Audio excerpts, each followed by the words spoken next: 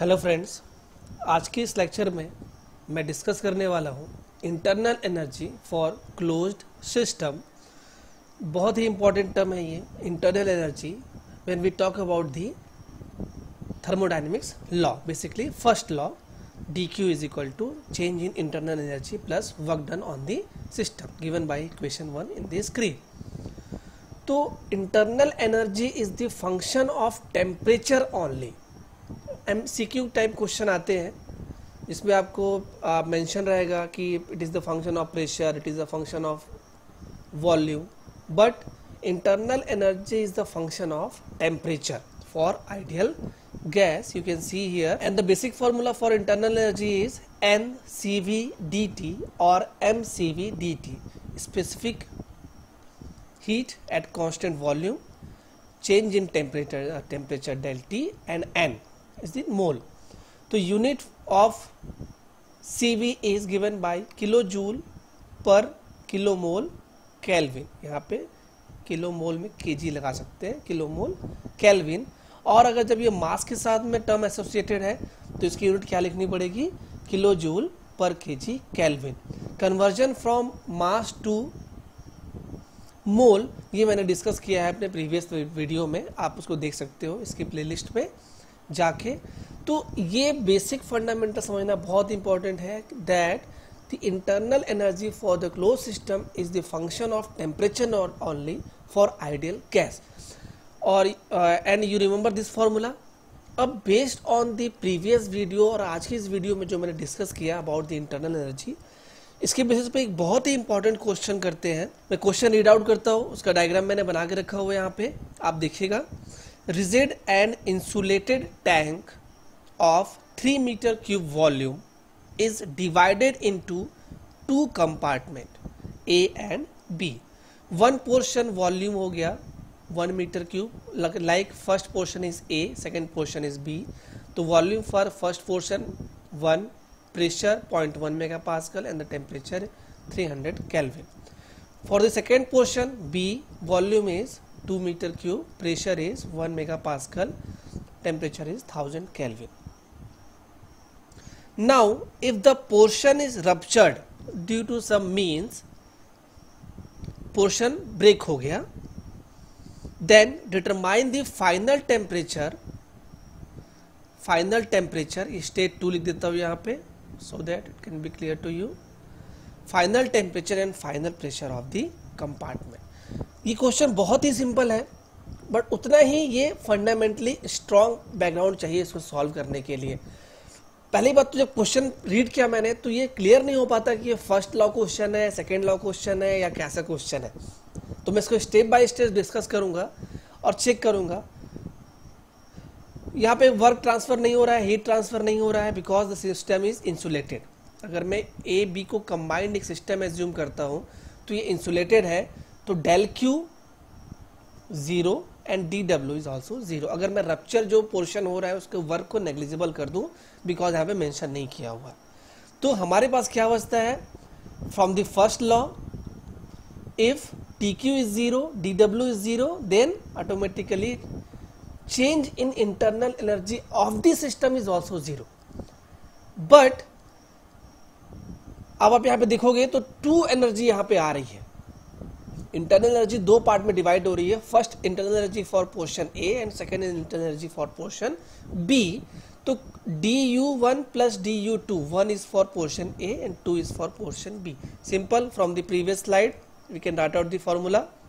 Here mole for ideal gas is given 0.0141 in the compartment A and for compartment B it is 0.248 kilomole दिया हुआ है।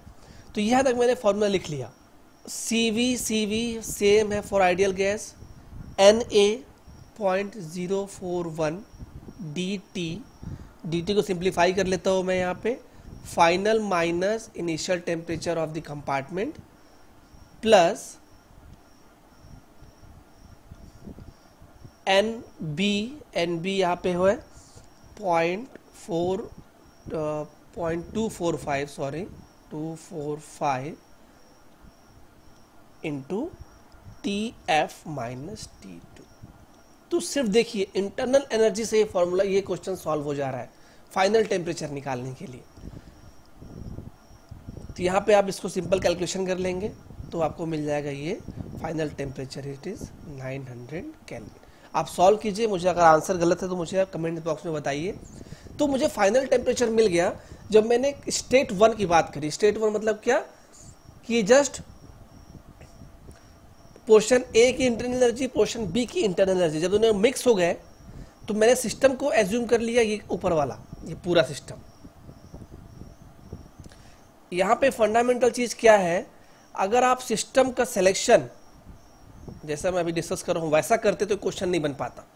कैसा, एक system मैंने dash line blue से draw कर लिया और ये सिस्टम, इसको आप अगर दो अलग अलग सिस्टम एज्यूम करते, compartment A and compartment B both are different, तो ये क्वेश्चन नहीं बनता। रीजन, सिस्टम ए का टेम्परेचर कम है सिस्टम बी के टेम्परेचर में, तो ये जब रप्चर होता, ब्रेक होता तो ये इधर हीट ट्रांसफर करता, और हीट क्या होती, due to temperature difference heat transfer होता है। तो हीट क्या होती, वो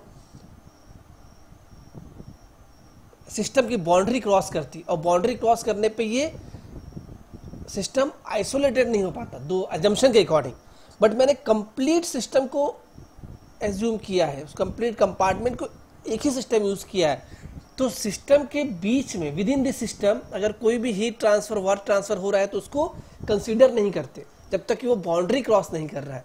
तो थर्मोडायनेमिक्स की ये ब्यूटी है कि आप अपने अकॉर्डिंग सिस्टम को कंसीडर कर सकते हो। मैं आपको बहुत अच्छा एग्जांपल देना चाहूँगा इसमें। अगर फॉर एग्जांपल आपके पास एक रूम है और आप वहाँ पे एक हीटर लगाया है इसको हीट करने के लिए, और किसी ने एजम्पशन दिया कि system of this thermodynamic system of this arrangement is the room except this heater.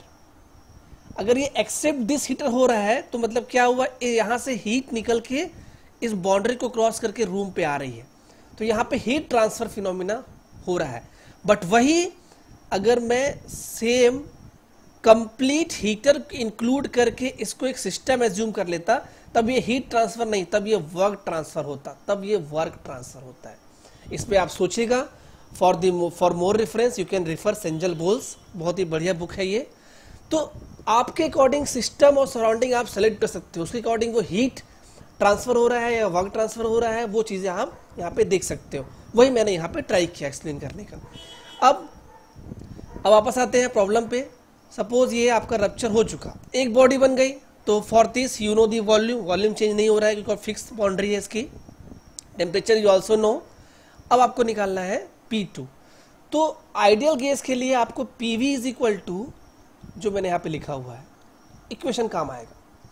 Number of moles यहाँ पे क्या हो जाएगा इक्वेशन के लिए, Na plus B R0 into T। R0 is what? It is the universal gas constant। यहाँ पे आप मास का टर्म यूज नहीं कर रहे हो। ऑफकोर्स ऑब्वियसली बात है मास दिया भी नहीं है, बट अगर नहीं भी दिया हुआ है, मोल में दिया है, तो आप बेटर यही यूज करें क्योंकि R की वैल्यू चेंज हो रही है।